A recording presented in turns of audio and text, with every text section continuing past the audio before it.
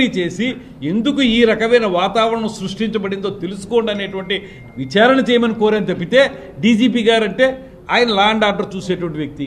ఆయన్ని మేము ఏదో మాట్లాడినట్టు అరెస్టులు చేసేమన్నట్టు నువ్వు వక్రీకరించి మాట్లాడితే నీకు ఉన్నటువంటి జ్ఞానం ఎంత, సినిమా విషయాల మీద నీకున్న పరిజ్ఞానం ఏంటి?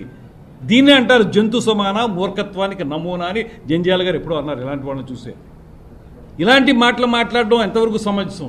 మేము కోరింది ఎవరైతే ప్రిన్సిపల్ సెక్రటరీ హోమ్ ఉన్నారో వారిని ఒక ఎంక్వైరీ చేయమన్నాం.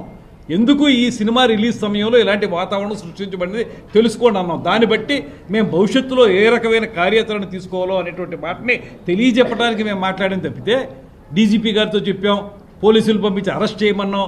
ఏమిటికి తెలిసిన నాలెడ్జ్ ఏమిటి? నువ్వు మాట్లాడితే 4 మాటలు మాట్లాడి నీ టంగ్ ట్విస్టింగ్ తోటి ఏదో రకమైనటువంటి మాటలు మాట్లాడేచ్చు అనుకుంటే అది చెల్లదు. ఇవాళ ప్రజలందరూ గమనిస్తున్నారు. ఇవాళ అందరూ ముక్కు మీద వేలేసుకుంటున్నారు. ఫలానా వ్యక్తి చనిపోతేనే అప్పుడుతో